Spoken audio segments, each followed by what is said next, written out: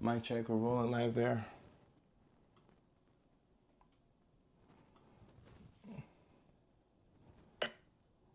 Okay, there we go. Mic check, 1, 2. How we sound? Okay,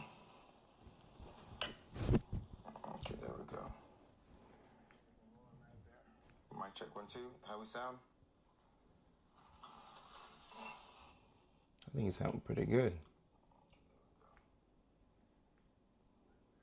And we're live on YouTube as well.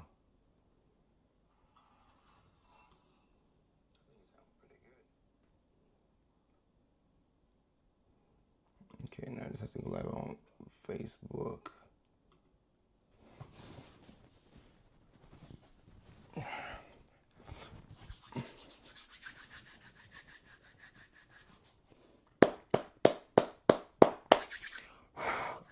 Welcome back, everybody, to another episode of The Late Night Show with Dr. Kojo. I'm your host, Dr. Kojo, and we're talking about hobbies tonight.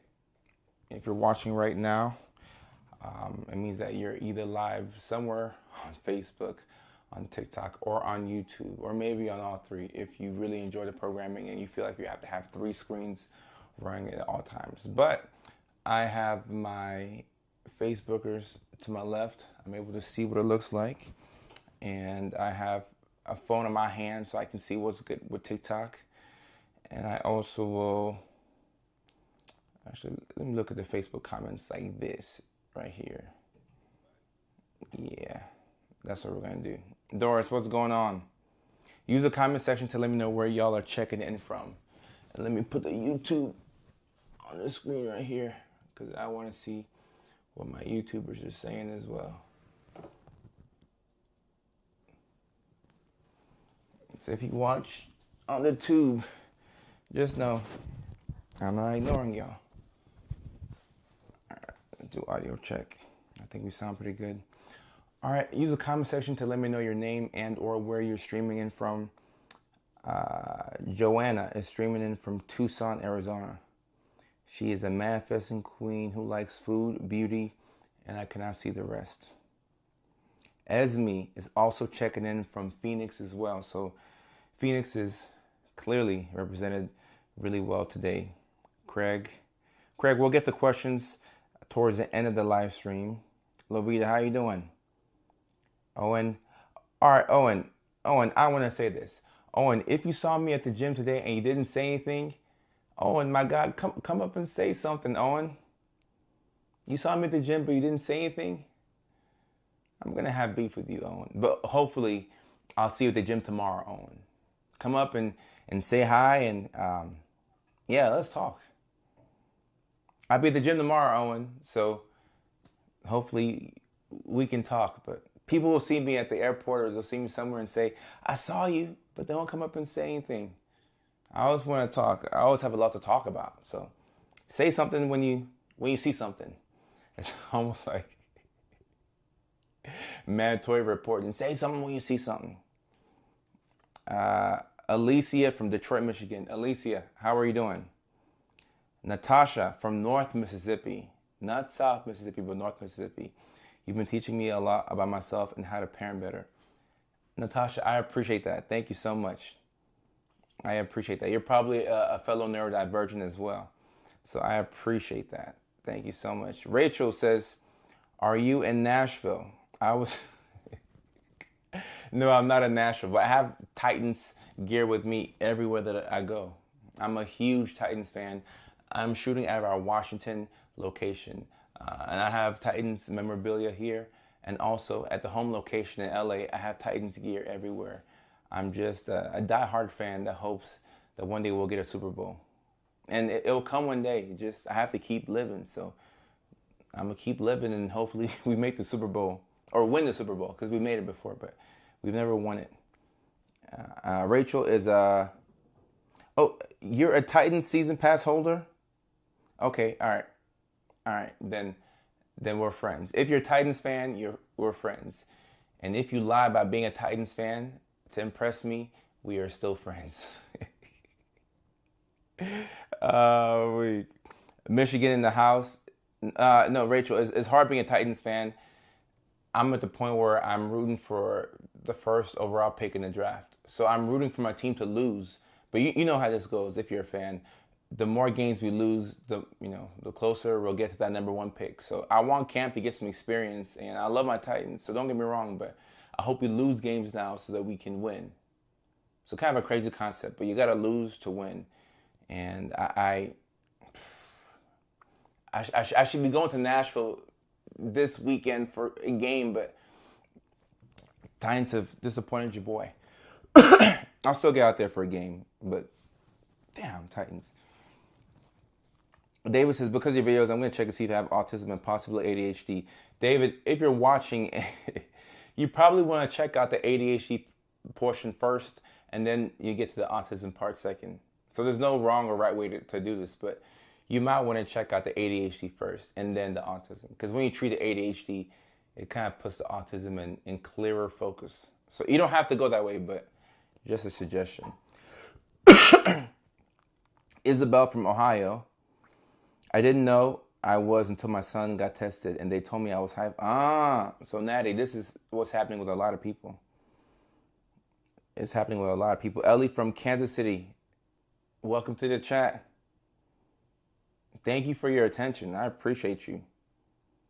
So we got Detroit. We got people all over. We got Florida.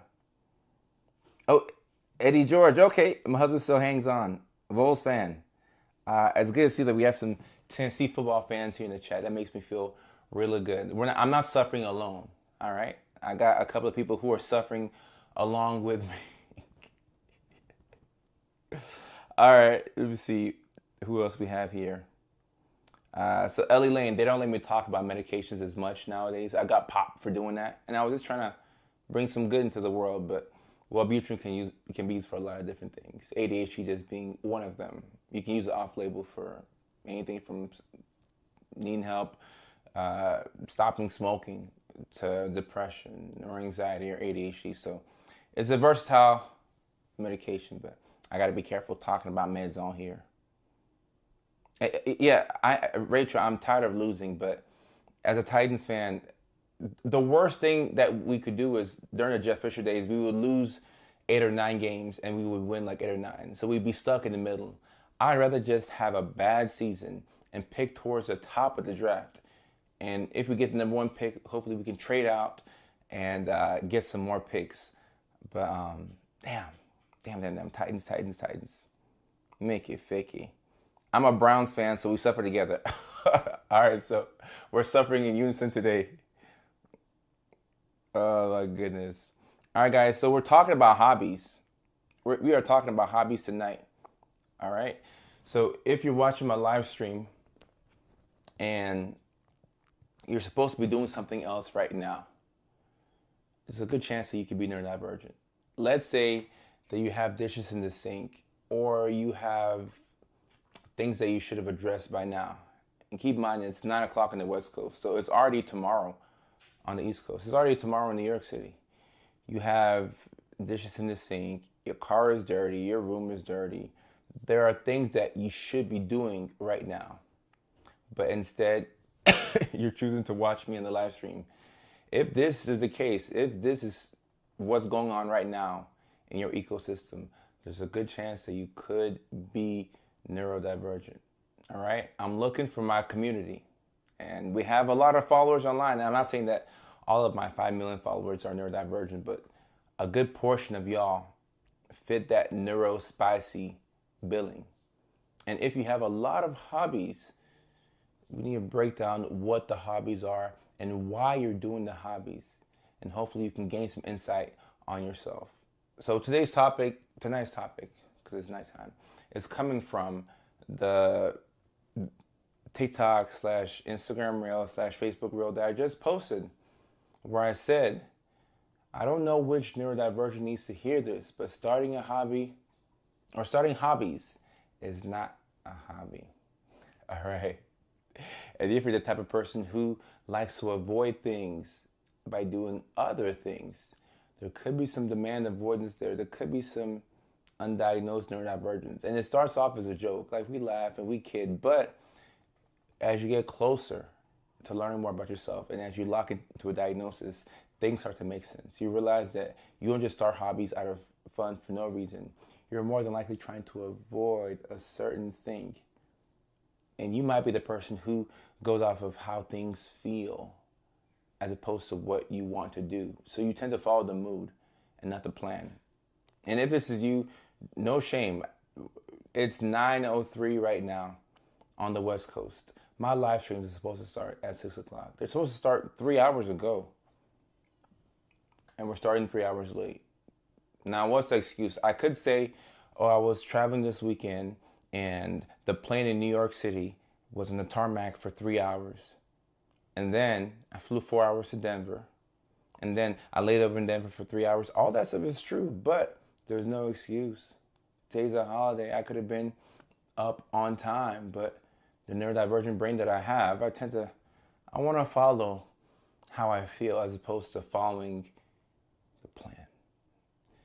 And I say all this to say that there's hope for you if you are the same type of person. Now, it still doesn't make it right. The things that I have to do, I'm going to get to them. I really will. You just get better every single day. You don't want to blame yourself. Or you can hold yourself accountable without talking to yourself in a bad way. You don't want to talk to yourself in a sense where you're making yourself feel bad. No, we do the best that we can with the information that we have. But when you understand your brain more, you can stop shaming yourself. You can understand, okay, I tend to want to kind of follow my mood. So how do I set up a system to where I'm not starting 11 million different hobbies? I'm not looking to my right and looking to my left when I should be looking forward. So it's all about embracing the type of brain that you have. So I know that I have the brain that wants to follow my mood and not the plan. So one of the things that I do is I put myself in a good mood as much as possible. I know that my brain likes external stimuli. So I won't stay in a house that's super quiet. I'm going to play something. I'm going to cut the TV on. In this room right here, I got the PlayStation in front of me. I have 4 PlayStation controllers. I didn't know I had 4 until we got the place cleaned up. Apparently I have 4 PlayStation controllers, so I can stop buying controllers because I have quite a few. But I got the PlayStation right here. I got a TV in front of me. I got my iMac to the left. Sometimes I stream in the living room. I have an iPad there. I have the laptop. I have the TV. So with all these devices, I can cut on some stimuli. I need some noise. I need to hear something. I might cut on a 1992 Buffalo Bills versus Pittsburgh Steelers playoff game. Or I may cut on music from Gunna or Young Boy or Fleetwood Mac. Who knows? But I know that I like to have a lot of things on in the background. At least something to stimulate my brain. So when you have these understimulated brains, if you're neurodivergent and you're watching me, there's a good chance that you have this understimulated brain. So in order to stimulate your brain, you have to reach for something, you have to do something. So it could be starting a hobby. It could be avoiding your current task by starting something else. Or you could just be mindlessly wandering around looking for things to do, looking for people to talk to, just anything.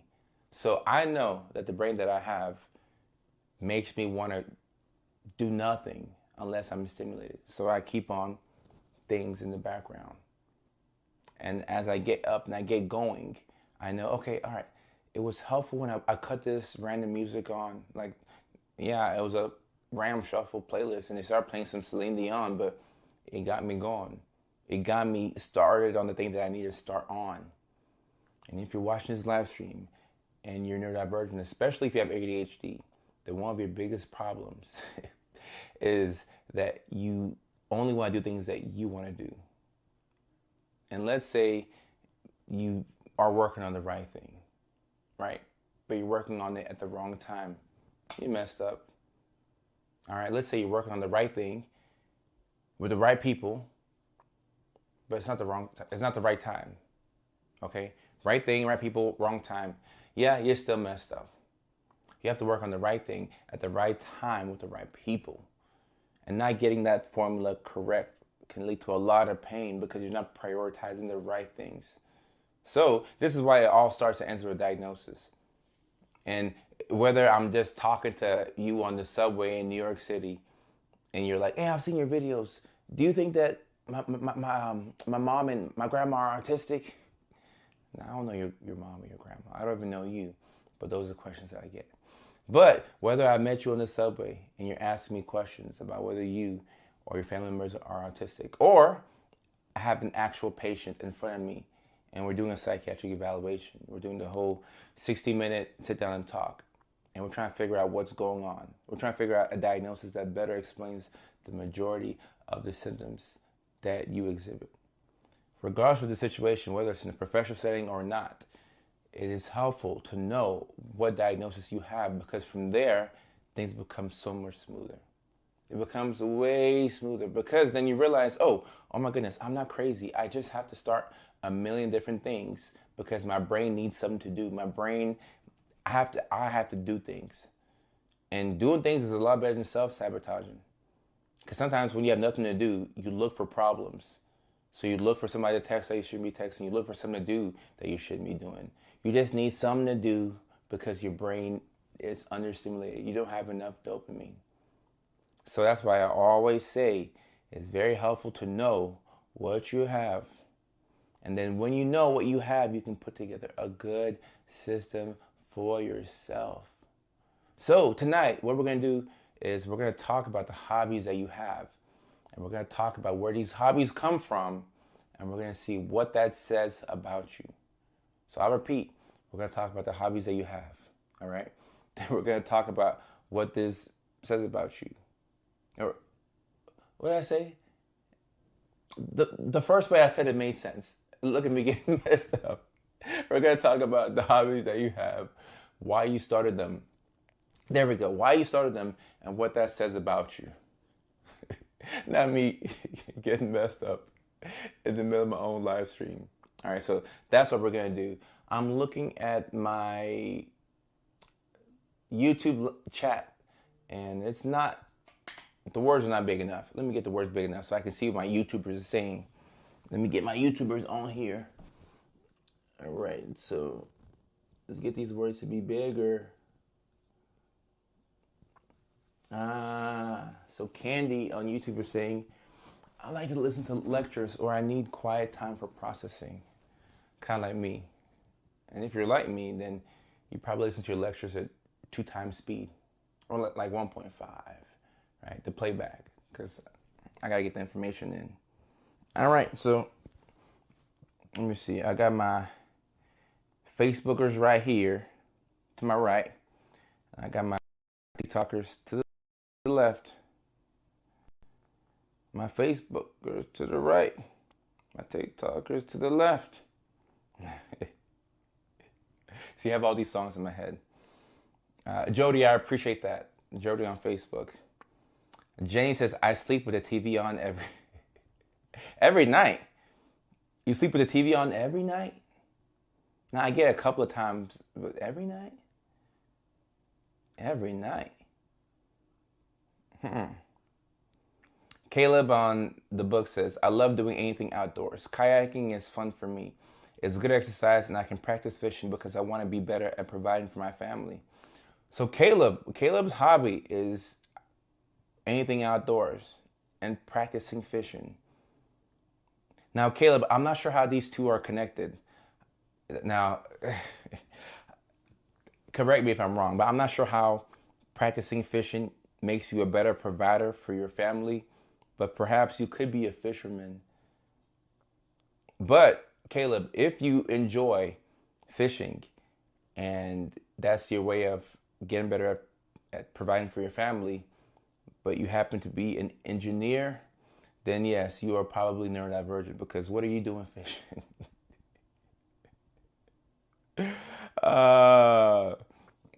And Jenny says it's good to catch you live. Is it possible to have autism and ADD instead of ADHD?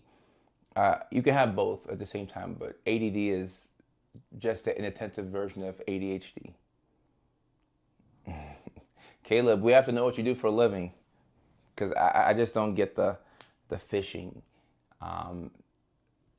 as something that you do to practice providing for your family. But you could be a fisherman. You could be. Could be.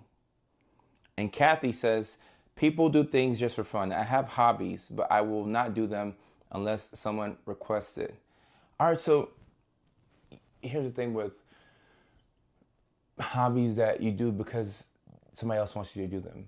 Now, let's say you enjoy playing guitar, which I do enjoy playing guitar, and I don't play unless somebody requests that I play it. People aren't going to request it all the time. So if this is a hobby that you want to improve on and get better at, you have to find a way to motivate yourself to do it. Because what do we know about starting all these different hobbies? We start something, then all of a sudden we can't keep it up because our minds have moved on to something else. So what I do for this is a good example of the guitar. What I do is I keep the guitar in plain sight. I had the electric guitar somewhere here in this room, and I never played it. So what was done was that now the electric guitar and the acoustic guitar are both mounted in the living room. So I can see it every single day I wake up. I can see both guitars. And when I don't play it, it's right there in my face. It's a reminder of, hey, Kojo, you paid a lot of money for these two guitars. You paid a lot of money for these guitars. So you better play it. And on top of that, you enjoy playing it. But we have to find a way to rig our brains to continue the hobby. Because starting the hobby is not difficult for us, but continuing the hobby is very difficult.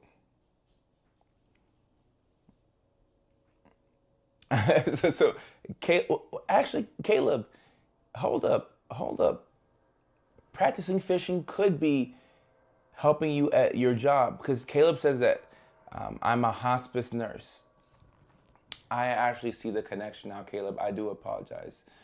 Practicing fishing, which is a therapeutic activity and something that you enjoy doing clearly, I think it does help you as a hospice nurse, because when you work as a hospice nurse, and nursing in general, but especially as a hospice nurse, you have to keep your mind, you have to keep your body and your heart at an even, because you're dealing with people at the end of their life, and you want to make things as comfortable as possible for them. So if you have somebody who is actively dying, because that's what's happening, and you go to work and you're scatterbrained and you're all over the place, you won't do your job as well. But if you're calm, so the type of calmness that you have when you're fishing, if you're at a Zen place, I do think it will make you a better hospice nurse. So I like that. We've actually connected a hobby to a profession, and I like that. I like that. Caleb, I like that. I like that. I like that. That's amazing. I like that. Ellie on TikTok says, do you think neurodivergent people are more creative? Yes, I do believe that neurodivergents are more creative. However, if you're being creative, but it's the wrong time to be creative. Not that there's a right or wrong time, but if it's the day before taxes and you're starting a brand new project that's going to keep you up all night, it might not be the best time to be creative, but it's good that you are creative. If that makes sense. If that makes sense. And Chicken Nugget Taylor's version. What a name, by the way. Hi, Dr. Kojo. 4 years ago, my son was in NICU, and your dancey dance videos always made me smile. Thank you. I appreciate that. Thank you so much. So you've been following for quite some time now. So thank you so much. I appreciate that. And what a name, by the way. Chicken Nugget Taylor's version. What a name. What a name. Mags. Let's see what Mags is talking about. I'm a critical care nurse, but like to sleep on my off days. I used to go weight training 2 to 3 times a week, looks like. So let me just say this. Napping is a hobby that I think should be enjoyed by all. So napping is a hobby. I'll give you that. Napping is a hobby. But Mags used to go weight training 2 to 3 times a week. So Mags, what happened? Did you stop? Did you stop it? What happened? Why'd you stop training? What happened? And people can do things just for fun. I see another comment there. I want to say that. People can do things just for fun because we live in a day and age where people want you to monetize your hobby. Now, if you're neurodivergent like me and you have a million different damn hobbies, it can be hard to monetize your hobby, right? Because next week, Thursday, we got 3 different hobbies. We're on the 4th one.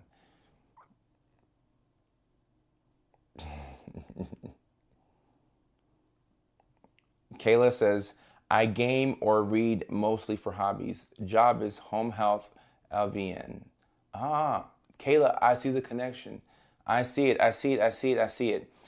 I game or read mostly for hobbies. And you work as a home health nurse. I like that. I like that. I like that. You made the hobbies connect. You made the hobbies connect. They don't always have to connect, guys. I just want to say that. They don't always have to connect, or they don't always have to make us more money. But if they help you regulate yourself more, then it's a very productive hobby. I'm convinced most healthcare workers are neurodivergent. I would agree with that. I would definitely agree with that. Ashley says, shooting pool is my hobby, but don't get to do it often. Well, Ashley, maybe we should shoot some more pool. So Max says, I just stopped. I'm not motivated. Mags, you may be a part of the neurodivergent family if you don't already have a diagnosis, because that's a telltale sign. I just stopped because I didn't feel like it anymore. And if the gym is your hobby, there's going to be days where you don't feel like going to the gym. There'll be days where you don't feel like even leaving the house. And those are the days where when you do go to the gym, you feel the best. You really feel the best. And I get it. Going to the gym at this point, it's a lifestyle thing for me. It used to be a hobby, but now it's a lifestyle thing. I don't give myself the option of not going to the gym. So I forced myself, and on days like today I didn't get the best workout in. I got a little mini leg day workout, nothing too crazy. I definitely have way harder and more legitimate workouts in LA, but that's all I was able to give myself today. And it keeps things moving, because tomorrow I'm going to have a great workout. I'm going to have a fantastic workout tomorrow. But it was a little baby workout today that kept me pushing. And Mags, also, look, if the gym, because the gym is a great hobby that people tend to fall off. Gym. How do you make the gym more exciting? And guys, I'm not sure if y'all do this as well, if y'all have creative imaginations, but first of all, if you want to be more consistent with the gym, I would say pick a time to go to the gym. Go to the gym every single day at the same time, because you will more than likely see the same types of people over and over. So for example, I prefer going to the gym in the mornings, but I've been going like between 5 and 6 p.m. now, and I don't get the best workouts at that time. I get the best workouts in the morning. However, I've been going consistently between 5 and 6 p.m. with the hopes that I can take the momentum from the gym and get here at 6 o'clock West Coast time to be consistent with the live streams.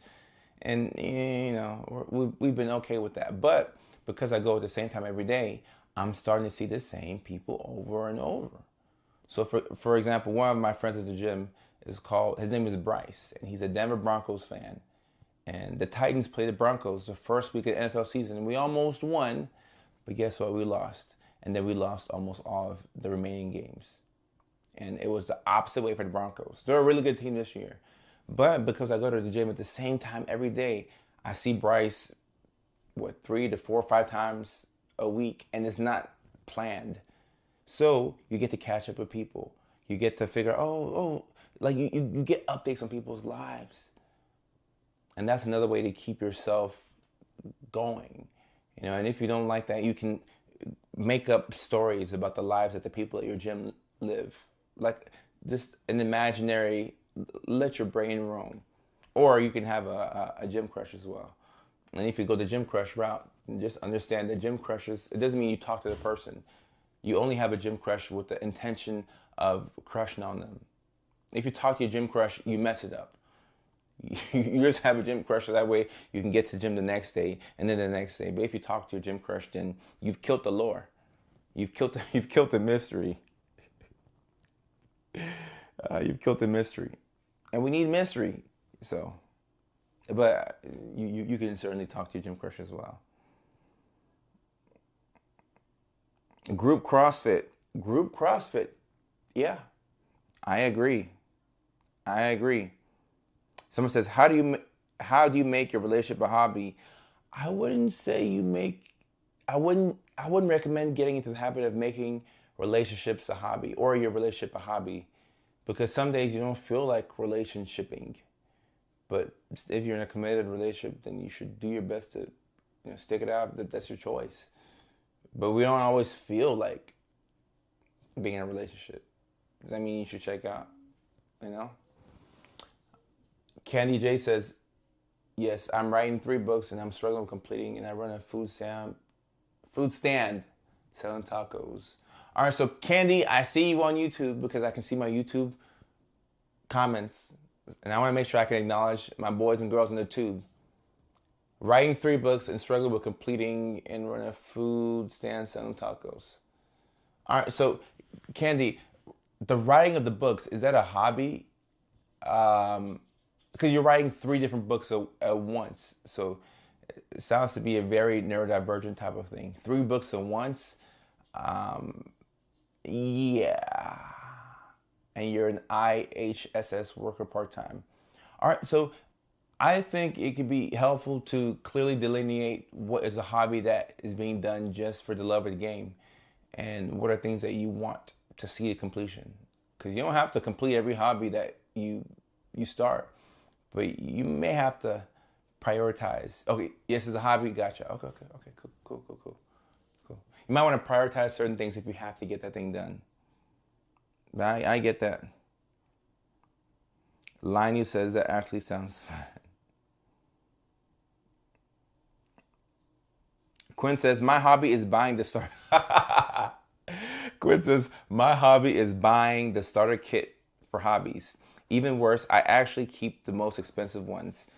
So this can become quite costly, especially if you like buying things that cost a lot of money. Before you buy more things, you may have to create a rule to yourself where you say, hey, anything that I buy that's more than $50, I need to see this thing to completion. Or I have to work on it for at least X amount of time.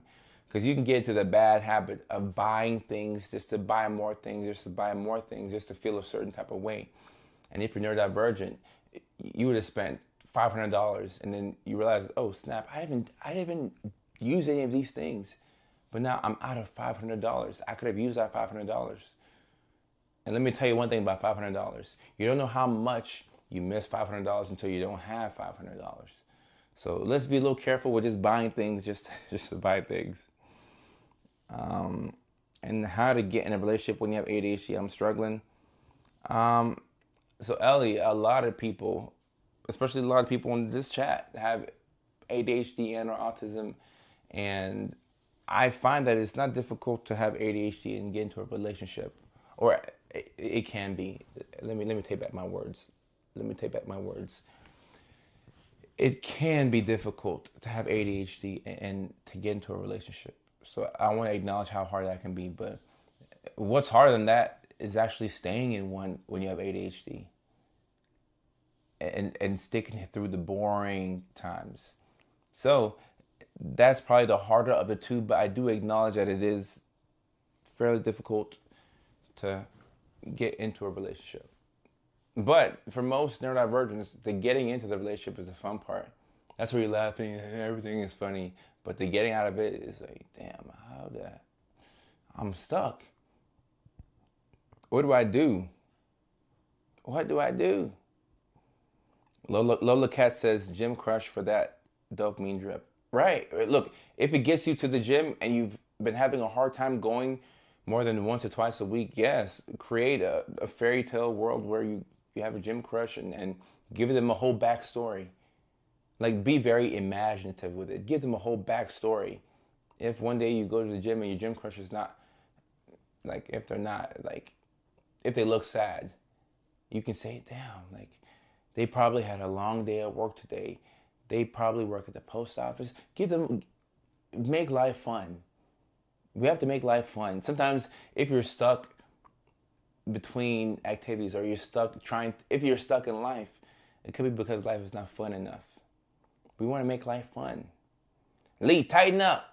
I appreciate that. We got some more Titans fans in the chat. Yee. That actually sounds fun. Yeah, guys, you gotta make life fun. Yeah, Mags, it looks like you should start yeah, find a gym crush and give them an imaginary story. And I would watch a movie about that. I would watch a movie about somebody who gives people that they see every day imaginary stories, and you get very creative with it. Maybe I should write that movie. Seems like a pretty good idea. Rowie Bowie, thank you for your attention. I appreciate you. And Ellie says, I get anxious when I start relationships. Okay, so you start them, but are you having a hard time seeing it through? And Kayla says, all right, so Kayla, let me take back what I said earlier, okay? I said it wasn't difficult to get into a relationship. I misspoke. I apologize. I think it's harder to stay in one than it is to get in one, but I do acknowledge that in today's era, it is harder to get into a relationship. And Kayla says, I actually struggle getting in a relationship. Meeting new people, changing my day-to-day, just no. So Kayla, you are a creature of habit and you like to keep things the same all the time? Okay. Okay. Okay. Respect. And the thing is, if you really want a relationship, if you want one so bad, it could be helpful to establish new connections and just make friends. And sometimes when you make friends, you realize that you don't want a relationship. You just want a friends. But sometimes you can realize that you want a relationship even more. But if you want to meet a person and you haven't met anybody, then more than likely it will take a deviation of your routine. It may take you forming some new hobbies. And if you're going to do that, I'm not the biggest fan of starting certain hobbies with intention of meeting somebody. But if you are going to do that, then make sure you pick hobbies that you actually enjoy. Because there's nothing worse than signing up for a spin class and then you're meeting people that you actually enjoy and you want to be friends with them, and you might want to date some people in the spin class, but you don't like the spin class. Now maybe you can spin it off into other activities that you mutually enjoy, but it helps to have a certain mutual goal. When you work at a job where you have other friends, you tend to stay at that job much longer because you have friends at that job, right? When you work at a place and you enjoy the people, you stay the longer. You have a common goal. You have a common enemy. You might have some people at the workplace that you don't like. If you dislike them with other people, y'all grow a bond over not liking that one person or that meeting or whatever the case is. But having a common enemy or a common goal is very helpful when it comes to establishing connections.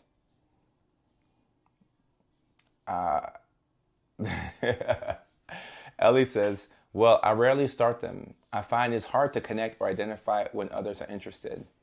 And then when I get in a relationship, I almost immediately want to break up. Ellie, yeah, come up on the stage. Come and get your neurodivergent jersey. Come on and get your neurodivergent jersey. That sounds very neurospicy. You don't want to be in a relationship. But the moment you get into one, it's like, or you want to be in one, but the moment you get into one, you're like, I gotta get out of here. Yep. Come on, get your neuro spicy jersey. Yep. And Kayla says yes and struggle when things get changed. Yeah, Kayla, in that case, you need to find you somebody who, excels where you struggle and vice versa. And that could keep things spicy. And Gen Z Babe says, I get bored fast, 0 attention span. All right, so guys, I think this is a good time to say that not everything is neurodivergent. I have to say that. Not everything is neurodivergent. So you could be somebody who wants a relationship really bad, and then when you get into one, you want to get out of there. It doesn't make you neurodivergent. It could mean that, but it doesn't quite make you a neurodivergent person. I do want to acknowledge that in 2025, as it stands right now, our attention spans, we don't have much of an attention span. Like it's kaput was gone. We don't want to continue the things that we start. And things that we start, we want to start other things while trying to do the first thing that we started. And this idea can go into the pursuit of relationships or friendships. Now, keep in mind with friendships, you will be inconvenienced, or even relationships, you're going to be inconvenienced. You can't expect to make a new connection and not have to bend your life in some way for them. So understand that every new connection, every new friendship, every new relationship, it will come at a cost. And just ask yourself, hey, is this cost worth paying? And find ways to also entertain yourself, because if somebody's dating you and they feel like they have to entertain you all the time, or if you feel like you have to entertain them all the time, you're going to run out of gas very quickly. Very quickly. By the time this live stream started, until what now, 40 minutes later, you could have ran out of gas. You could have ran out of gas. And let me see, Sin Karen says, almost didn't marry my husband. Well, look, you married your husband and now you're so happy. Aren't you happy that you stuck it through? So when we get bored, we have to ask ourselves, like, what does this boredom mean? It's a really good question to ask ourselves. What does this boredom mean? Does it mean I need a new hobby, a new job, a new life, move to a different city, a new partner? Most times, it's none of the above. But when we make a permanent decision, or a decision that you can't really change for the next 6 months, 1 year, 2 years, based off of a temporary feeling, we might be going backwards. Lola Cat says, I'm an ADHDer just coming back from a monthly pub trivia night. Been doing this since July of this year. I met so many fellow neurospicy nerds, and they've introduced me to new gigs and helped me further my goals. So grateful I went to that first trivia night and stepped out of my comfort zone. Guys, going into new spaces is one of the best things that you can do for your neurospicy brain. Talking to a random person. This should probably be a challenge. Take it as a challenge if you're feeling froggy. Talk to one new person a day. If I had kids right now, I would make them do this. Talk to one new person a day. So if you meet Bob on Monday, no, you can't go back on Tuesday and talk to Bob again. If you met Bob at the gym on Monday and you talk to Bob at the gym on Tuesday, that's fine. Continue talking to Bob, but you have to talk to somebody else. Now you have to go and talk to Sarah. And until you talk to her, her name is just unknown person. All right, you spoke to Sarah on Tuesday. On Wednesday, you don't get to talk to Bob or Sarah. You can talk to both of them, but you still have to talk to Jasmine. On Thursday, you can't talk to Bob, Jasmine, or Sarah and get credit for talking to a new person. No, talking to one new person a day is going to keep your social skills sharp. Since the pandemic, a lot of our social skills have eroded and they haven't come back. But talking to one new person a day, or putting yourself in a new situation once a week, something like that, I promise you, you're going to feel so much better. And a lot of social anxiety can be cured just by doing this. Just by doing this. Kathy Jo says, new spaces, what? New people? Yes, without it being a part of your job. And you get bonus points if it's not somebody that you see at work. Because that's very difficult. Lavia says, I was going to say eat all of the above. Well, Lavita, you can't. I mean, you could change your job, change your partner, change your occupation, and change your location. You could do all that in a week, but is that actually what you want to do? Is that what you actually want to do? Exposure therapy, that's exactly what it is. That's exactly what it is. And Kayla says, I get overstimulated though. Okay, all right, Kayla, cool. But sometimes we have to be a little overstimulated. Dare I say it? I know this page is about helping people discover what they may be going through, bringing neurodivergent issues to the table or mental health issues to the table. Yes, all that's cool. But sometimes we're going to have to be a little overstimulated. But if you go to a new place, let's say you go to trivia night and you've never been, you're going to be nervous the first time that you do it. But the second time that you go back, you're going to gain some strength. I would recommend that you drive your own car to trivia night. So that way you can peace out without having to ask anybody. So when you're going to be a little overstimulated, just have an exit plan. That's what I do. I need me an exit plan. How can I get out of this situation if I don't want to continue doing this? Like if I don't want to be here, how can I just peace out? So always have an exit plan when you do something new. It'll be very, very, very helpful. And Selma, and shout out to my UK boys and girls. I've been saying that I'm going to go live at different times, and y'all continue to watch me live during the wee hours of the night. Y'all watch me live during the manic hours, so thank you so much. And it's 5:34 a.m. and you're going to the gym in the UK. Congrats on watching this live stream. And someone asks, how do you get over social anxiety around new people? I am RDHD. Guys, the best way to deal with social anxiety is to mess up. And I don't think I struggle with social anxiety, but that's because I forced myself into uncomfortable positions. I've been doing stand-up comedy for 4 years now, so there have been many rooms I walked into, and I start speaking on stage, and I start stuttering, and then you can feel the anxiety in my knees, and my hands are shaking, or I tell a joke and nobody laughs, and I try another joke and nobody laughs. I'm like, damn, they're not gonna give me anything. And guess what? Over time, I just get better and better and better, and I become better. Or I've had situations where I want to talk to somebody.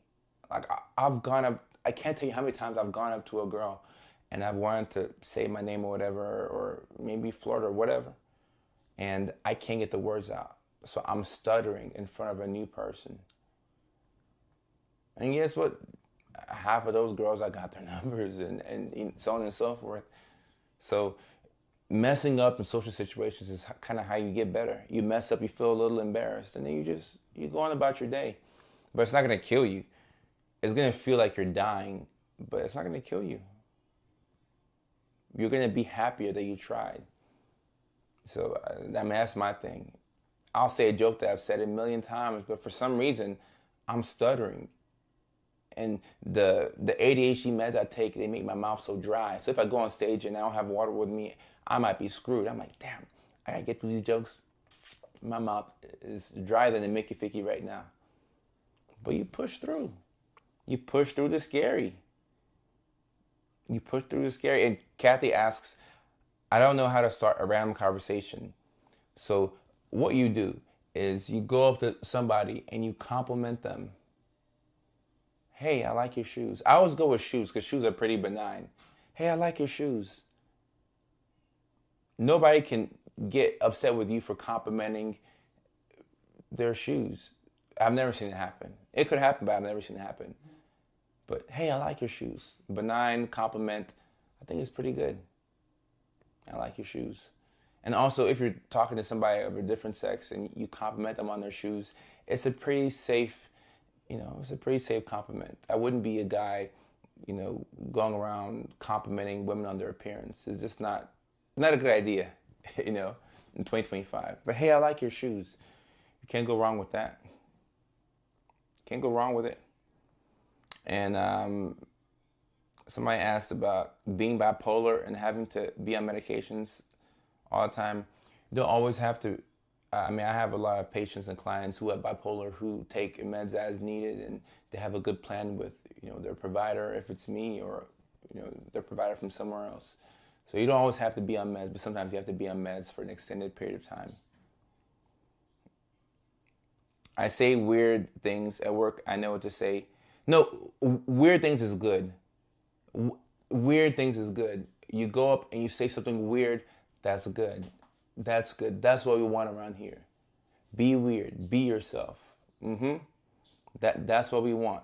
That's exactly what we want. It's exactly what we want.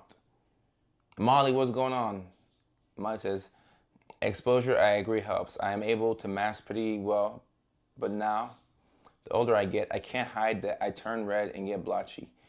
Okay, all right. So, guys, if you're white and you have social anxiety, I forgot to take into account the fact that you could get red, okay? And if you're fairer skinned, you could deal with this. So, for all my whites out there, just know that if you're nervous and you're in public, we can see it. And guess what? You'll still live. But I will say that I have an advantage because if I'm nervous and I'm really going through it socially, you can't really see it. It's not going to show my face. But for my whites out there, just know that even though we can see it on your face, it's all good.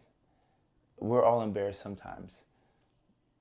And it just happens to the best of us. So Molly, it's all good. It's all good. Don says, hobbies lately are cooking and organizing food prep and going on walks, looking for glimmers, reading. Okay. Everything is overwhelming. Well, Dawn on Facebook, one thing at a time. One thing at a time. And Chantel says, OMG, my face gets so red.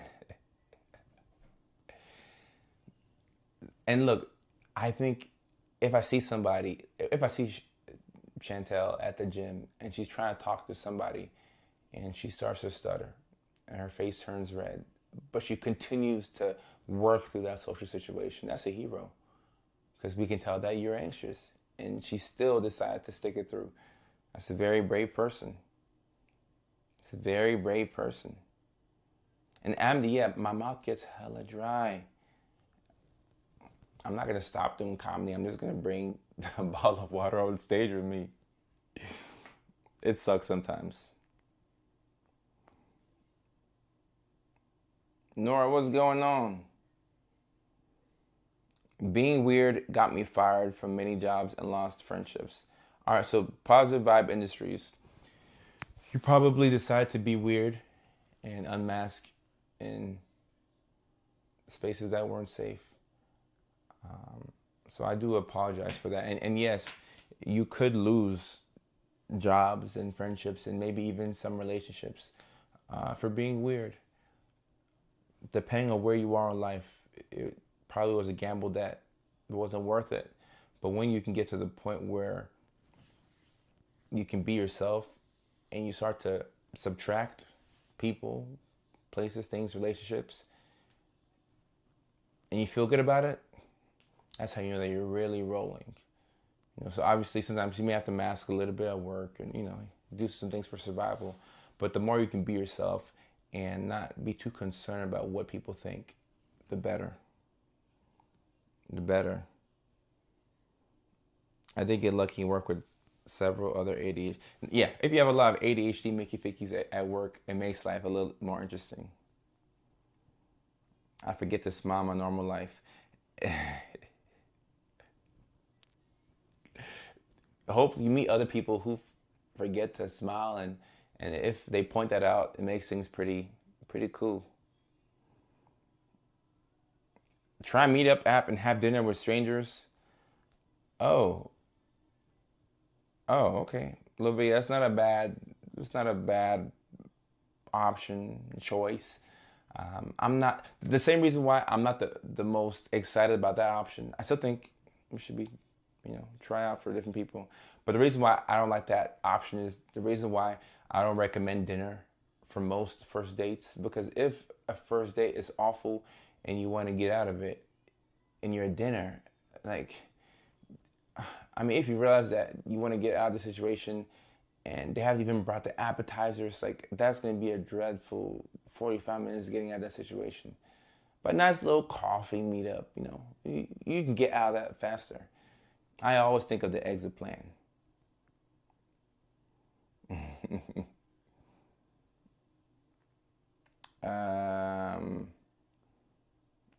The difference between a psych NP or psychiatrist versus a therapist.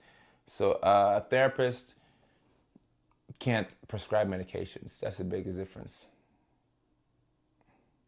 Ellie, no, that would not be a part of social anxiety, at least in my estimation. Answering your question right there. Not for first date, group dinner. Yeah. Group dinner to meet friends. I like that. I like that. Titans are a hex of my mental health. I'm right there with you.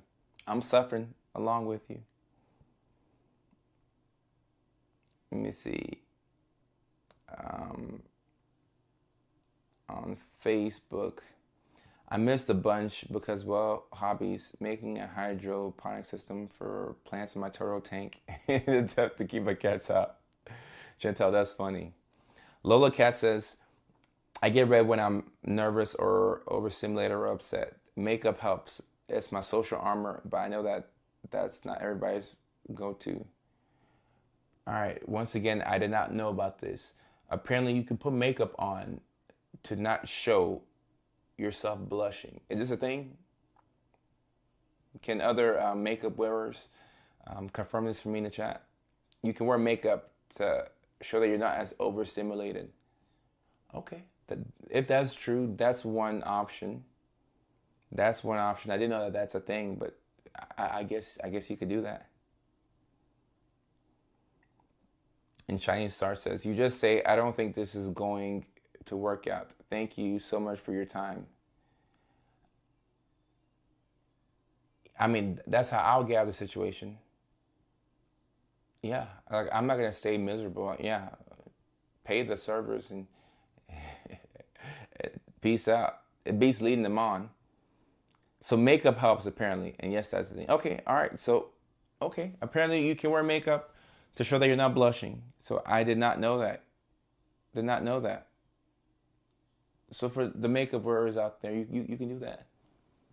And Anna on YouTube, yeah, we're actually live right now. I think people are shocked when they come on and they're like, are you live? Like right now, we're live right now. It's 9:50 p.m. on the West Coast. I mean that it's 12:50 a.m. in New York City right now. If you're watching it right now and those times are accurate, then we're live. Concealer covers up redness. I did not know that. Okay, so Molly, there you go. Concealer covers up redness. That's pretty cool.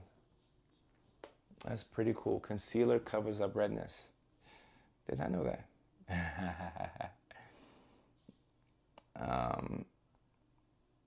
Let's see some things over here. Devon, I'm not exactly sure what you mean by that question. Oh, yeah, the topic was hobbies, and, you know, we're all over the place on this live stream. Oh, they marked my live as a popular live. Oh, thank you, TikTok. Thank you for that. I appreciate that. Pretty cool. Pretty cool. And Lovita, actually, Lovita, hold a thought. Someone says, bro, what's your favorite rabbit hole topic to talk about? I don't know how autistic we want to get right now, but I could talk about the 2019 Tennessee Titans or the 1999 Tennessee Titans for hours on end. So probably something related to football. And going back to Lavia's topic about the dating Discord, the dating section on Discord, maybe we have to do that. So I'm not sure where y'all are checking, you know, like watching, what platform you're watching on. But let me go ahead and drop the pin on TikTok. So for those of you on TikTok, you can DM your email, and then within 24 to 48 hours, my assistant will shoot you a link that has everything that we do. So the coaching, my next comedy show, the free neurodivergent community. We had a paid one, and now we're doing a free one. So anybody can get in there, and it's a Discord. So it's going to be a Discord where you can get in there and connect with other neurodivergents. I do think that we probably should create a dating section on there because people keep asking about that. So I think that we probably should create a dating section on there where other neurodivergents can find fellow neurodivergents. And probably the people who do the best are women who like other women, because that's what we have a lot of in this community. Oh, Devon, I see your question now. How to deal with anxiety or depression from pressure of playing sports from coaches or parents? I think the best way is to address the topic head on and to let your coaches and to let your parents know that you do the best that you can and you're staying in the present moment. But free yourself from those expectations that other people have for you. And that's the long-term fix. So great question, Devon. And Anna on YouTube says, do you play video games as a hobby? I find playing them relaxing. Warframe is currently my favorite one. Anna, I like to play sports games. I think y'all can kind of tell that I do the sports thing a lot. I play NCAA 25 or 26, whichever one's the newest one. I have it. I play Madden as well. I was big into RPG as a kid, but I haven't been playing RPG games as of late. Somebody told me about Animal Crossing when I was at the conference this past weekend in New Jersey, and I think I want to start that, but it sounds pretty addicting. So maybe I'll get to Animal Crossing, but I do play video games, and it is a hobby for me. It's probably my number one hobby that I have that I don't expect anything from, but it borders on an addiction, so I have to be very careful with video games, just for me personally. Chantel says, hobbies include painting and 10,000 paint markers, plants, calling doctors, psychiatrists, and the pharmacy trying to figure out where my med script is. Chantel, that's hilarious. Having way too many kids over. Changing the world to avoid folding laundry and putting away dishes. And Chantel, when you have a very busy house, it does give you the dopamine and the stimulation that you need to work on the things that you need, provided the kids are not too damn loud.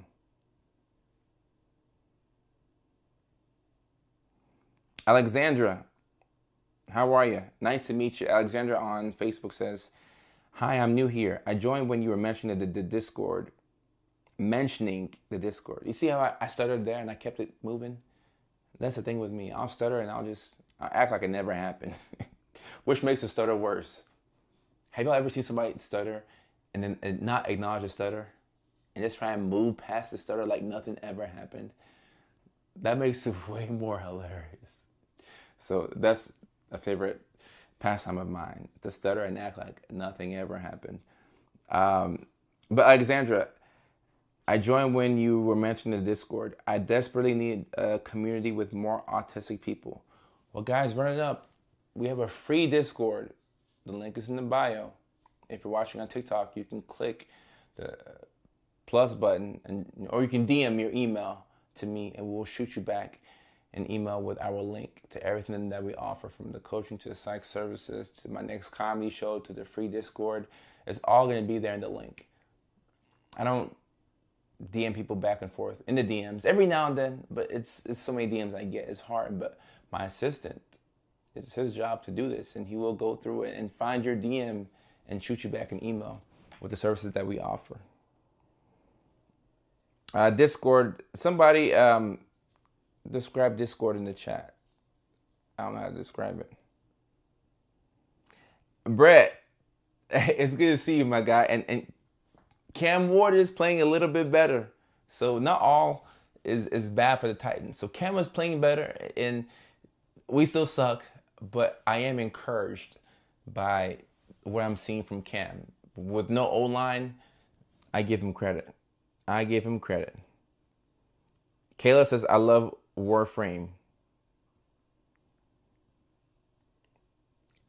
Second person who loves Warframe. And Lavita says, also a Q&A for dating. Logging off. All right, so Lovita is interested in just dating. That's what Lovita is interested in, dating. And she's in here looking for her person. I think she's in Texas or so, and she make her own money. So fellas, holla. Tyrone says, dating is a topic people love in my lives. They love it because I'm polyamorous. Okay. Tyrone says, Tyrone the 6'8", ex-pro athlete, Building fashion tech / real talk. Okay, yeah, I think people always love dating, and we have had that live stream before. We did it before a couple years back. We did it on, I think, on Facebook, but we have had a live stream where we spoke about polyamory specifically, and we can definitely do it again. And I learned about the topic of compersion during that live stream. So I learned a lot. I learned a lot. I learned a lot. Bachelor, likewise, man. Hope you and the family are good out there.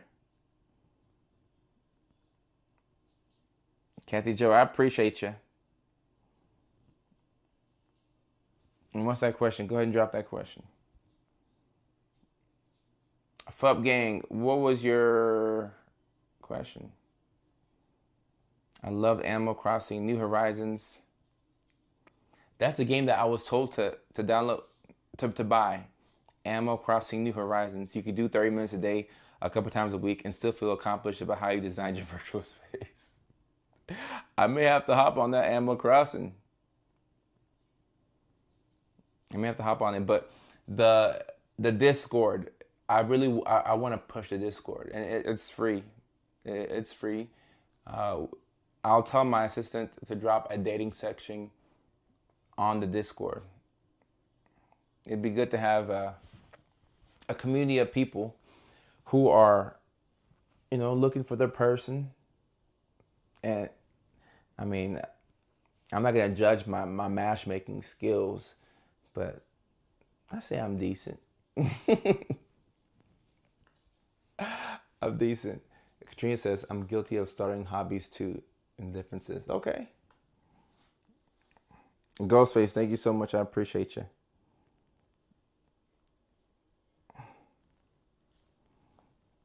Hobbies. We started off talking hobbies and we cross over into dating. Typical. So many signs, Anthony. Where do we start? So many signs of ADHD, not just one. And it seems like everybody has ADHD because our attention span is just, it's going down. It's going down. Is it normal to have motor tics when angry, happy, or nervous? Is it my autism or ADHD? I barely go out due to fear of embarrassment. So some people do have that. Some people do have tics that happen when they're more excited. Sometimes it can be a stim. A lot of times it's a stim that you're doing and you don't realize it. And people tend to be embarrassed about their stims in public. Ironically, those are the stims that you want to get out the most, because it's like you really feel like you want to do it, but you're holding back. Whereas at home, you kind of stim in peace. But when you can stim in public, it just feels better.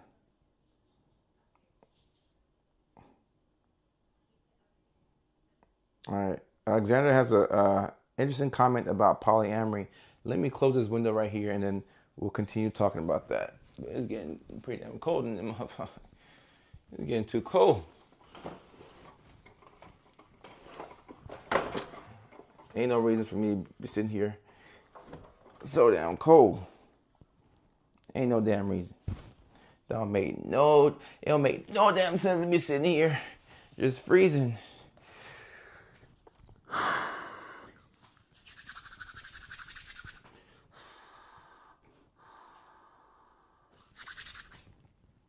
Boy, it's freezing. Goddamn. All right, so Alexander said, who was the guy who mentioned polyamory? He was over on TikTok, Alexander, and your comments from Facebook. I hyperfixate on people, so it's hard to wrap my head around polyamory, though I do think it's fascinating when people can be in a polycule successfully. Okay, so if your hobby is other people, I guess a polycule, I'm not exactly sure what that term means, but it sounds like a group of polyamorous folks together. Haven't seen it be successful. I haven't seen it not be successful. I've seen them not work. I've seen them not work more than they do work. So I want to say that. And it's not a, I mean, correlation equals causation type of thing, but I have seen it work. I will say that. I have seen it work. Tyrone says, that makes me wonder, do dating apps have filters for neurodivergent versus neurotypical people? Tyrone, I've thought about this question before, and I don't know if dating apps have this. I don't think that they do. And I don't know if it would be a discriminatory type of thing. I don't know if people would, I think people would like that, but some people can say, well, if you can filter out neurodivergence, it could be a form of discrimination. But the majority of neurodivergents that I know would probably want that. But I don't think it's a thing. Caitlin, I do some brief supportive psychotherapy with patients.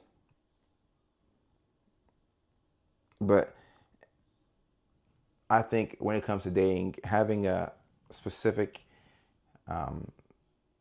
like having some type of thing you can put in your bio where you voluntarily let people know that you're neurodivergent, I think it's pretty cool and probably helpful. I think it would be probably a little more helpful. And Amy says, I'm tempted to mention it in my profile. I did see one gentleman mention that he has ADHD in his. Well, Amy, I think you should mention it. I think you should mention it. Maybe you could find your people a little easier. And we probably should get this dating section. Actually, we'll do that. Let me go ahead and do that right now.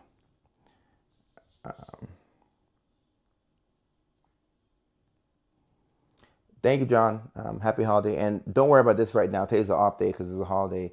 But whenever we get back to work tomorrow, can we add a section to the Discord and have it say dating, and just we can figure out what we want to do with that.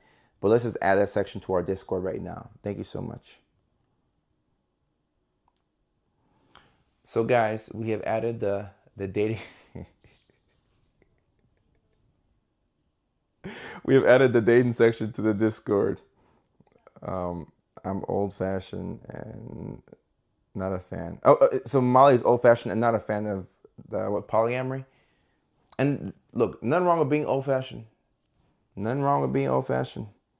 Bye hearing and hearing bye. Nice to see you on YouTube. And Caitlin, this isn't really live about dating with ADHD, but we go on different tangents on this live stream. So this live stream was a live stream where we were talking about hobbies and why we start so many damn hobbies. But we segue into different topics randomly, at least towards the end of the live stream. I like to make the first part focused. Towards the end, we do segue into different topics. So talking about dating with ADHD, that's what we're talking about right now. Happy birthday, Katrina. 11/11 is your birthday. Happy birthday. Happy birthday. And yes, your Neurospicy bestie. There should be a link to the Discord. Let me drop this here. So I'm pinning a notice to TikTok. It says, want better mental health, DM your email to learn how we can help. I should have adjusted that. I want something better to be there. But either way, you can DM us your email and we'll shoot you the link to our stand store. This has everything from my next comedy shows, shows where that's going to be, the coaching services we offer, the psychiatry services that we offer, and also the free Discord.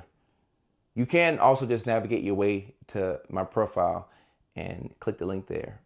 And you can also figure out, like, you'll see the free Discord. But we're going to have a section on there where we have dating. And we want the neurodivergents to hop in there, meet each other, and it could be a way to let people know, hey, I'm single and I'm ready to mingle type shit. You feel me? And Tyrone says, I'm a relationship anarchist. I crave freedom, so I may only be with one person. Okay. I'm not sure what that means, Tyrone, but Respect, respect. And your neurospicy bestie, I appreciate that. I appreciate that. Definitely make your way to the Discord and join the Discord. And tomorrow we will have that dating section on there, guys. And Chantel says, I'm surprised we aren't all going crazy talking about a ridiculous amount of hobbies. That's what we do over here. And too nervous to initiate. Oh, you shouldn't be. What's the worst that can happen? The scenarios that we envision in our minds is never that bad. I promise you. And Lola Cat says, for neurodivergent dating app, look into High Key. It's for friendship and dating for autistic and ADHD neurodivergent adults. Wow. Oh my goodness. They have dating questions like, what texture drives you insane? What sound frequently gets stuck in your head? I like that. I think it's a start. I will say that when it comes to long-term relationships, people tend to stay in long-term relationships based off of their values, not really based off of what sensory frustrations they have. But if y'all have similar values, then you can definitely talk about your sensory sensitivities and what you need, and you can work things out from there. Club Kojo on Discord. Lola Cat, it's something like that. We're going to get the dating section set up tomorrow this time. We will have it on there. So it could be helpful to go on the Discord and start ingratiating yourself with the people on there. And then when we have the dating section, we can figure out what to do. Zoe, not now. What the hell's wrong with my dog? I see the dog going. I hope she's good. Is that really good? Your neurospicy bestie, it may or may not be. And Caitlin says, I'm a hobby hoe. The high I get from starting a new hobby, researching again the supplies. Caitlin, that's funny. That's funny. Zoe.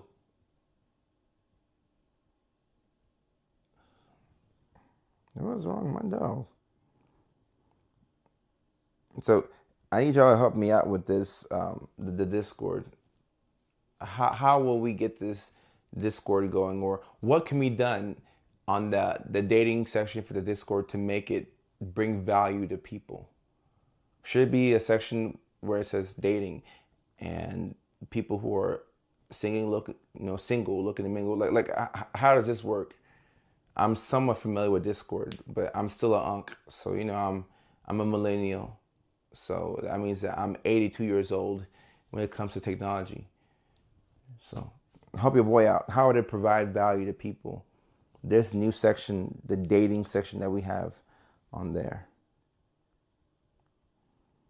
And Molly, I teach myself foreign languages as a hobby. I study astrology as a hobby. Wow. We're really hobbying it up. Emily says, I just passed the bar and can't wait to see what crazy stuff I'll occupy my time with. Okay, Emily. And so we have quite a few hobby hoes in the chat. If you're a hobby hoe, put a 1 in the comment section. I mean, I am. I love researching things I'll never do. All the hobby hoes, drop a 1 in every chat. On the tube, on TikTok, on Facebook, drop a 1. Drop a 1 if you are a fellow hobby hoe. Alexandra moved from Facebook to TikTok. Yeah, TikTok does seem to be popping more. It does. So look at all these hobby hoes we have in the chat. Look at all these hobby hoes. Look at this. Kathy, Courageously, Kayla, Emily, Caitlin. Your neurospicy bestie is a super hobby hoe. Alexandra. Wow, all of these hobby hoes. And I am one of them. I love researching and figuring out what I'm gonna do. Katrina on YouTube. Molly on Facebook. Chantel on Facebook. We love starting hobbies. Need a t-shirt. Also, the link in my bio has the links to the merch. You know, you can get a shirt like this using the link in my bio. I don't promote my merch as often as I should because I have all these different hobbies. We should start a group where we exchange hobbies, supplies. Oh, Caitlin, outstanding. I love that. That's my favorite thing I've read all day. We should start a group where we exchange hobbies, supplies with each other once we get bored. I like that. Yes, yes, yes, we should do that. Will somebody do it? It's such a great idea, but once it's time to start it, that means that we have to actually get things rolling. And by the time we have to start it, the dopamine has worn off. So who has enough dopamine to get that going? Who has enough dopamine to get it going? Who can do it? If so, drop it in the Discord so we can see. Please. Please. Please.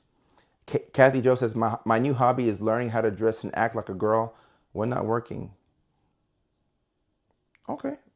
Learn how to dress and act like a girl. Okay, Kathy. Tyrone's hobby is his startup. Okay. Okay. Some interesting hobbies. Hobby hotel. Oh, somebody said hobby ho t-shirts. That's that's funny. That's funny. Yeah, somebody should start that group where we pass supplies around after we're done using it. That's a genius idea. Lola Cat says this right here. For the dating section on Discord, it would be helpful to have a post pinned with a profile template. Orbit people to post a photo of themselves, name, age, where they're from, how they found Kodo, hobbies, interests, what fixation. Ah, Lola Cat, I like that. I will send that to my assistant right now.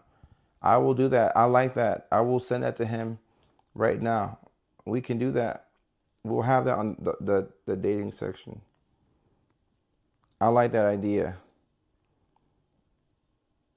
I like it.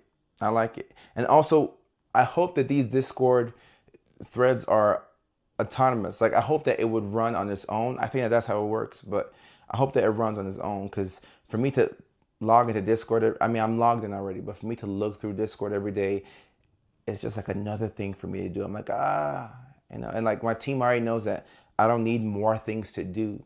But if people can, meet each other within the Discord group and y'all can do it by yourselves, oh, yes, yeah. Let's get it popping. Please, let's do that. I think that would be so awesome. And whenever I'm flying somewhere, I'll probably fly this weekend. I'm on the plane and I'm bored. Then I'm digging through Discord. Then I'm digging through my DMs. I'm seeing all the wonderful things that have been sent to me.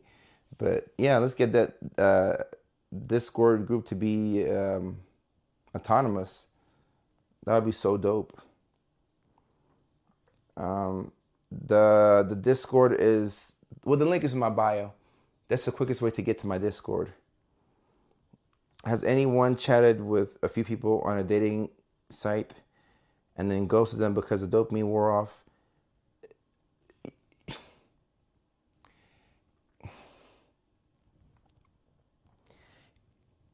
Ma'am, what is your name, ma'am, so I can address you by your actual name? Guys, are y'all just ghosting people because you got bored? Drop a 2 in the chat if this is y'all. This is a no judgment zone. Sorry to laugh. Drop a 2 in the chat if y'all are doing this. The funny thing about this is I don't think a lot of men are doing this because the way dating sites work, it's like, I mean, to be a guy and have a lot of options, you have to be in the 1%. But drop a 2 in the chat if this is you.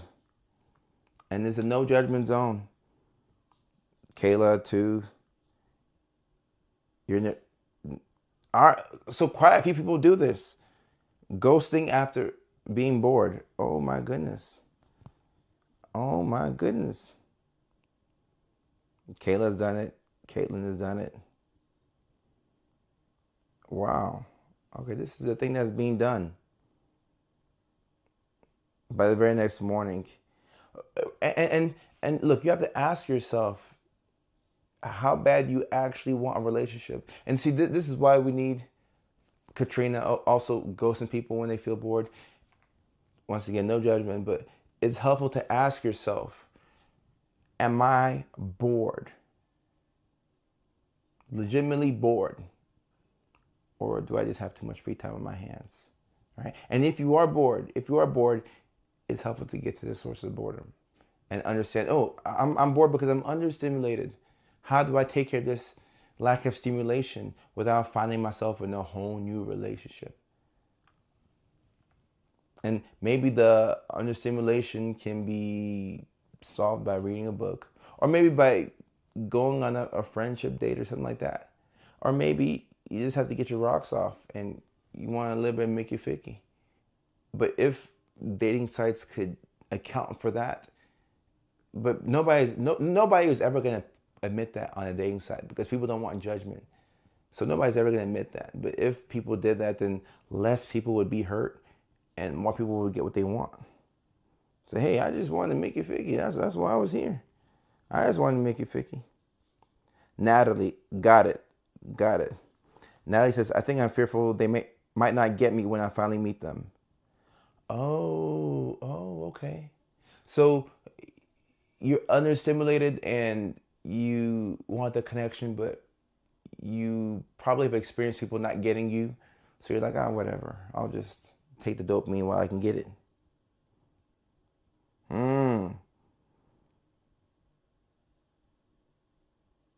And sometimes autism does look like narcissism. So Gato, that's another topic. That's his own topic. It really is. In my past life, it was more than the dopamine hit take me too far, and the nerves took over. Okay. It became too real when I would have to meet them.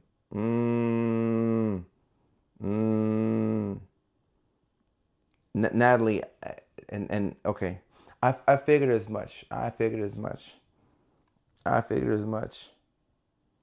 Well, what about a dating website where the goal is to ghost? There's something here. And folks be telling on themselves. Molly says, I'm not a fan of dating apps due to the caliber of people I find to be on there. I'm blunt, so I'm honest about the disinterest. That's a good thing.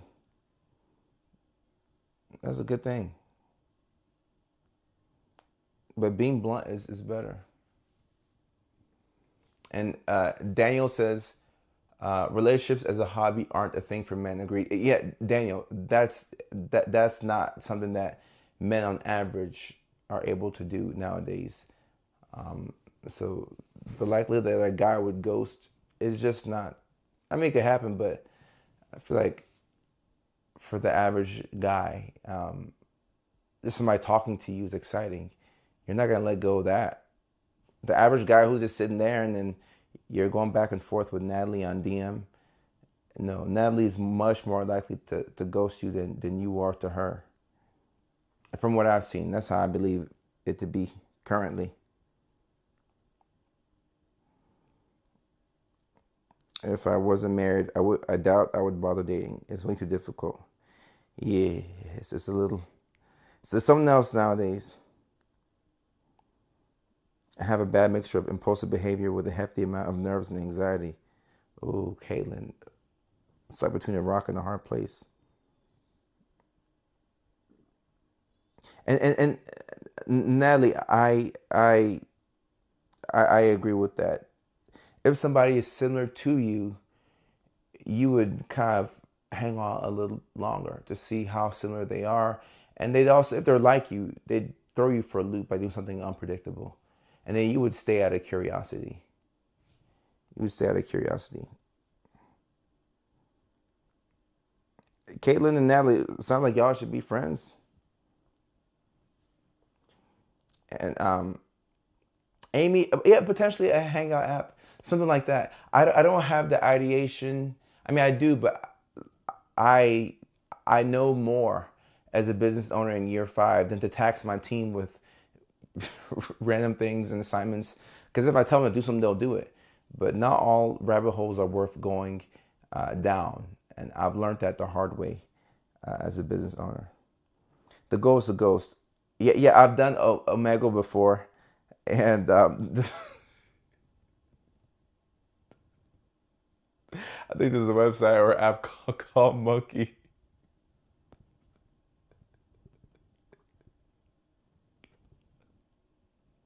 And I did it with my younger brothers.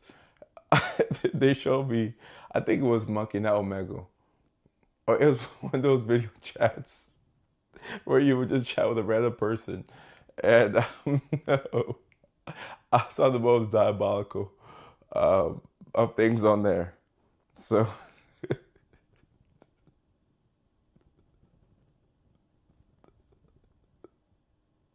I couldn't even live stream it because I couldn't. I couldn't. Um, I couldn't. Oh, so um, now you followed her. Dope. Yeah, y'all could be friends. Just got out of a toxic relationship. Kind of scared to date again. Probably a good time to just focus on yourself. My husband has ADHD, and I have autism and ADHD. I agree. Find yourself somebody with a diagnosis. They can make life a lot easier. User 649, I appreciate you. Caitlin, okay, I see that. I mean, Kathy.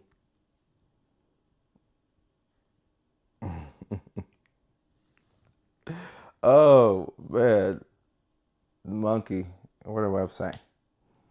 What a website. What a website. What a website. But we are definitely taking that idea and we will have that in the Discord. So, just to recap, for the dating section, it would be helpful to have a post pinned with a profile template.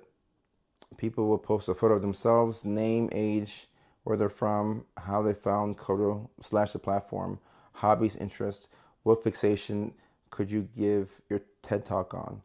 I like that. The only thing that I would say is maybe add in a location section because I don't know about y'all, but there's nothing more frustrating than, well, I mean, now I can travel, but like, there's no, yeah, take 19, 20-year-old version of me. I wasn't even looking to date because I didn't have no money, but that version of me, there would be nothing more frustrating than me being a sophomore at the University of West Alabama in Livingston, Alabama, and I'm connecting with somebody. Like I meet this awesome, super dope girl, and we've been texting for however long, however many hours, and then I find out that she's in Boise, Idaho, and I'm in Livingston, Alabama. I'm like, damn, like how am I gonna get to Idaho? So maybe it could be helpful to have the location as well, where people are based out of. I think people would, yeah. A low yeah, location would be helpful. I'm not saying that if somebody's far away from you, you shouldn't establish a connection, but it's frustrating when you're in Alabama and they're in Idaho. You're like, damn, like you could have told me that before I invested. And I think my own neurodivergence is what maybe we want to discuss all this. Kayla, thank you for coming through. And oh yeah, if it's 12:30 for you, Kayla, well, I appreciate you for coming through. Get some rest.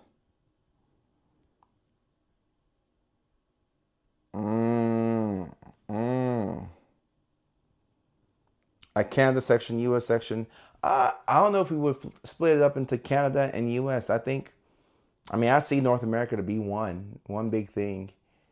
And a lot of people who are in Canada can come to U.S. and vice versa. I think it's much easier to go from those two countries uh, as it is to go from where I am now uh, to Europe. So I see Canada and U.S. to be like one big thing. I have a work bestie. uh, Caitlin, this is funny.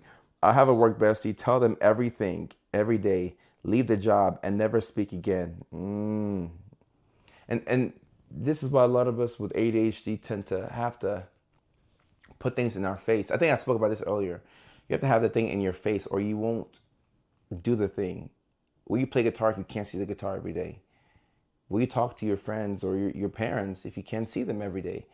You relocate and move somewhere else and you never talk to people, not because you're ghosting them, they just weren't top of mind. Oh, it's 8:30 in South Africa right now. Wow. Yeah. And the Discord for friendships, the way that the Discord is set up right now, it is for friendships. Yeah, that's a key theme of the Discord. Like it's for friendships, and the the part where we have the dating, I think we've never done it before. Nobody's ever asked, but if people are asking about that, yeah, we'll go ahead and drop it in there, um, and see where it goes. And also for the neurodivergent men, I think it'll be really cool to put it out there for them because we have, who am I kidding? We don't have a lot of neuro spicy men. I have a lot of male followers, but that's because I have a lot of followers. But we run anywhere from 17 to 20% of all my total followers are men. So, for the neurospicy fellas out there, letting them know that we have this Discord, and you know, this would be better. I will say this for the fellas out there, this would be better than the dating apps for the guys. Because on the regular dating app, like you have to have a fake job, fake car, you gotta like make money, like you have to jump through a lot of different hoops. Sometimes you have to pay extra to reveal more people. No, or you could just come on my free Discord, and then you're the only guy, and then it's like 37 women. Like, tell a friend to tell a friend to tell the guys. Sounds like a pretty good ratio, 1 to 37. Sounds pretty cool. I have several long-term friendships. I think I overthink. When I overshare. Out of sight, out of mind. Right, right. That's, I mean, that could be a topic in of itself. Just keeping things top of mind by putting it in front of you. Chantel, hey, look, it could become a number one um, dating site thing. It could, especially for the fellas, especially for the fellas. I'm telling you. Just have to find a way to, actually, no, I know a way. I'll just make a post about it. I keep forgetting who I am. I'm Dr. Kojo. Damn, I just make a post and just get the, yeah, I know what to do. I know what to do. I know what to do. Lead is up to me. I know what to do. I know what to do.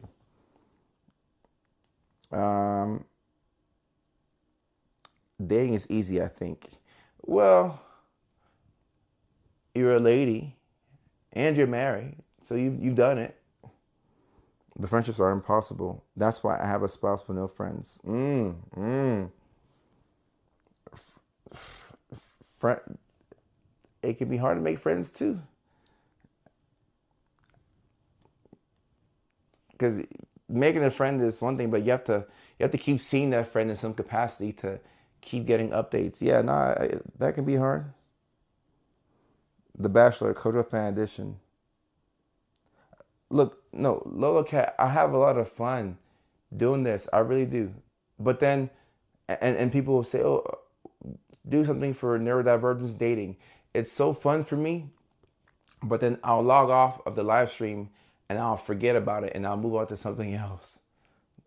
So the I mean, we've been doing this for what, 5 years live streaming. We could have been done this, and I have had the idea before, but I'll get off of here. I might start playing Madden or NCAA, and I get caught up in something else, and I forget. I'm like, oh, I was supposed to create the #1 dating site for neurodivergence. So it's like I got the desire, but then I get distracted by something else. Hopefully, the things that I'm supposed to be working on, which I do, but my brain goes all over the place. I replay every conversation I had after a big social event. Well, that's a lot on your brain.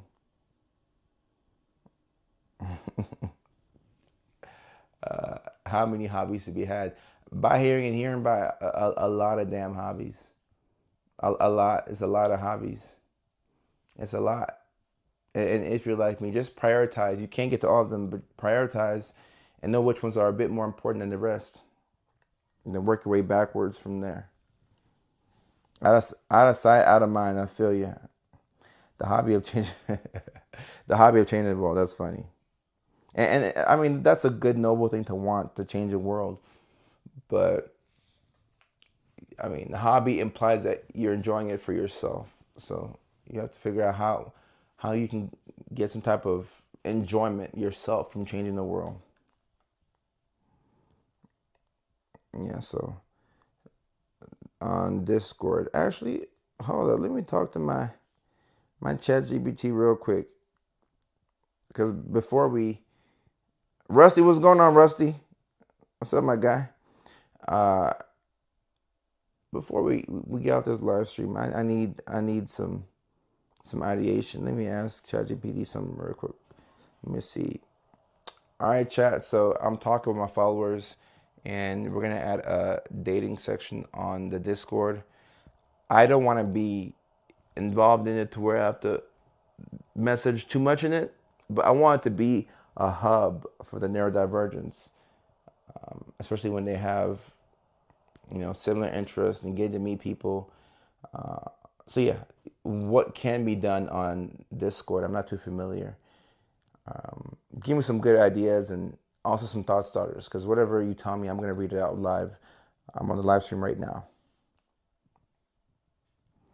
And Lexi says, I wrote a comment on one of your videos and I hope you read it. It's a longer comment. Lexi, I will probably never see that comment. If you can screenshot it and put it here. But I ain't going to lie to you. I probably won't see it. All right, okay, let me read what the Discord said. Oh, I mean, what ChatGPT said. So smart. Perfect. Here's a quick live read, friendly rundown of what you could do and what to say on stream. All right, guys, check this out. It says, number 1, introduce yourself channel. Everyone posts a short blurb, age range, location, optional, interest, and neurotype, ADHD, autism, RDHD. Keep it light and welcoming, no pressure. Cool. Number 2, shared interest match rooms. Instead of only romance, make small hubs like gamers with ADHD, movie night buddies, deep talkers, late night chat crew, creative minds, and hobbyists. That way connections start naturally. So I do want connections to start naturally. I don't know if that's the best way of doing it, but I don't know Discord like that. So AI knows it more than me. Number 3, friend or flirt voice nights. What? Okay. A weekly or bi-weekly audio night where people can hop in, answer fun prompts, and meet others casually. Describe your hyper-focused crush, favorite comfort show. Voice nights. Okay, that sounds good. Hopefully we can get a volunteer to lead us out. Number 4, love languages, neurodivergent compatibility posts. Create a pinned post or quiz link. People share how they like to communicate and what helps them feel safe. That sounds pretty good. I like that. I like that. Mods and safety system. This is probably the part that I'm the most interested in, because when it comes to liability, I don't want to be liable for anything that goes wrong. Appoint a small trusted mod team to review reports. Have a clear boundaries and consent rule pinned. Maybe use a verification emoji or intro form so it feels secure and not random. Okay, this is the most important section for me personally, because I need to minimize liability. And the event ideas, neurodivergent, speed friending, I like that. Quick rotations in voice channels. Share playlists or comfort show night. Ah, anxiety friendly icebreaker Sunday. Slower paced text only intros. Thought starters. All right, so these are the thought starters that AI wants me to read out for y'all. This is why I love ChatGPT. What would make a neurodivergent friendly dating space feel safe for you? Should it focus more on friendship first or straight up dating? And these are what y'all should be answering. Would you rather match by interest or by diagnosis slash traits? Oh, that's dope. AI is so smart. Would you want an anonymous crush confessions channel or nah? I don't know what that means, but weigh in if you know. What kind of prompts help y'all open up? Memes, voice chats, or structured questions? The thought starters were probably the most helpful part for me. So, what do y'all think about that? And look, if you have to hop off of here, if it's too late for y'all, we'll be back on Thursday at 6 p.m. California time. Maybe I'll even get a live stream in tomorrow because my setup is here. It doesn't take too long to hop on the live stream. Screw it, we will do one tomorrow because we're on a roll. Especially for my people who are on the East Coast and it's getting late. So if you have to peace out, you can go ahead and, you know, you can get some sleep. All of these live streams can be watched on Facebook and TikTok, not TikTok, but YouTube. But Facebook is probably the best place to catch the whole entire live stream if you have to, you know, get some rest tonight, whatever the case may be. So let me see what people are saying about the questions that I had. Yeah, Chantel. Yeah, I will be careful about scams, and I just want to say this, guys. If you're on a Discord or any platform and somebody is impersonating me or they're asking for you to put in some type of sensitive information or they're asking for money, it is not me and it's not affiliated with anything that I do. So yes, we should be on the lookout for scams when we do things like this. So that's very important. I would not ask you for anything. Yeah, and also if you are on a dating site, I've said this before. If you're on a dating site and you see me or somebody that says that they're Kojo, you have Cujo. It's not me. Do not correspond with that person. It's a fake, and it's Cujo. It's a dog, and you will be bit. It's not me. So I just want to make that clear. So just be careful. And Caitlin, thank you. Definitely come back on the live stream. Maybe having tags or flares. That's a good idea right there. That's a good idea. Yeah. No, I think it's a great idea. And Discord can do so much. Discord is very interactive, and whenever I'm on Discord, I learn so many new things about it. But it can be a great way to, you can listen to music together, you can watch movies. So I know a thing or two about Discord. I'm not completely clueless, but I think it's going to be really cool. All right, let me see. Ooh, I can see the stats on here. So the connection on this live stream has been outstanding. I just want to say shout out to Spectrum because we've had a lot of issues with connectivity, but we haven't had any issues tonight. And I haven't seen any comments about my voice being funky, and that's because I have this on. So we have a solution for the voice going in and out. So the voice should be clear. It should be crisp. So that was not an issue tonight.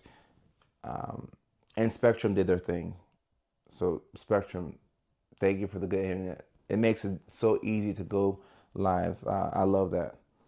And Lola Cat says, as an ADHDer, I get along with lots of different kinds of neurodivergence. Matching based on common interest first feels better, but having a feel for our diagnosis feels empowering. Lola Cat, I agree. I completely agree. I completely agree.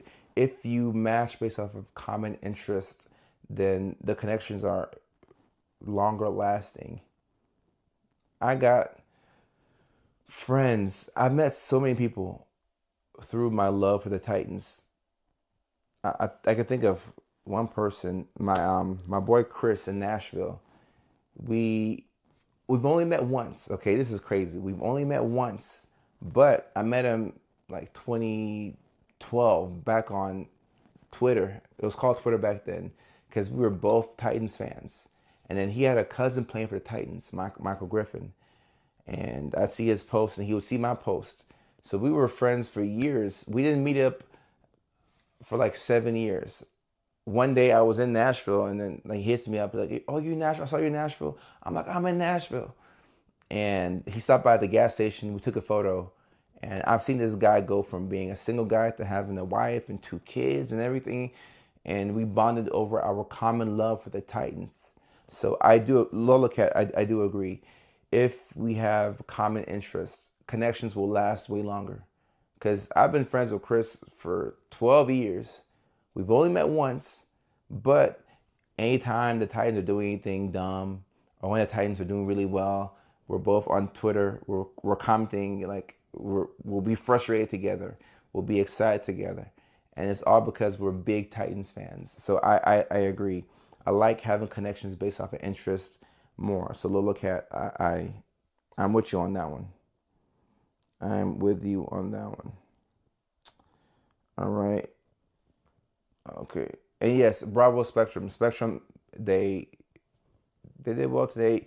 The battery is charged. It's not lacking there. No, this is super cool. So this is the first live stream with this background. I should have my logo on the back eventually. And the light is red. I don't think y'all can even see that, but the light's red. So we got some different things we can do with this live stream, the setup. But I think it's pretty cool. And obviously we can go live in other parts of the house, but this is pretty cool. This is pretty cool. Let's see what my YouTubers are saying. By hearing and hearing by, I appreciate you. And I've been seeing you this live stream. So my boys and girls on YouTube, that was a missing piece. We were able to see what, actually no, I wasn't able to see it. But I could see it, people were commenting, but I couldn't see what they were saying on YouTube. So now I can actually see that. That's very exciting for me. Very exciting. And Lola says, yeah. And when I met Chris, I was asking him about the wife and the kids. It was like I had known him for years. So online friendships are nothing to scoff at. Even if it's an online gamer friend, these are strong connections. And because you're connecting based off of similar interests and things that you actually want to do, it's a bit stronger than somebody that you have to see because you go to work with them or they're at your church and you don't necessarily have common interests. So the common interest, I think that's a key connector. And by hearing and hearing about, yes, it's been a while. It's been a while, and I've been going live on YouTube properly. I've been going live, but it hasn't been done properly on YouTube. So this is super cool to be back on the tube. This is super cool to be back on the tube. So that will be it for the live stream. How did we get out this live stream this time? Oh, well, we have one light go off right there. It went off by itself. It's as if it heard me saying that it's time to finish. But yeah, that's it for the live stream today. We will be back on Yeah, we'll get one in tomorrow. I think I said 6 o'clock. I'm flirting with. I like 6:30 a little bit better. I like 6:30 a little bit better than 6 o'clock, because the 30 gives me extra. I just feel like I have extra time with the 30. You see how I stuttered and I acknowledged it? Nobody cares, guys. The 6:30 sounds a little bit better than the 6, because that extra 30 minutes will be needed. But I'm gonna just aim for 6. But I'm gonna just say 6:30. Yeah. So 6:30 live stream, 9 o'clock, 9:30. Look at me, defaulted back to my always 9:30 p.m. on the East Coast. All right. And also tomorrow is my mom's birthday. May not mean a lot to y'all, but it's my mom's birthday, so I will be excited to just see my mom have another year added to her life. That's very excited for me. And Chantel, you should definitely hop in the Discord and drop all your hobbies on there and all your photos. We definitely want to see all that. So, till next time, peace out. Take care. I love y'all.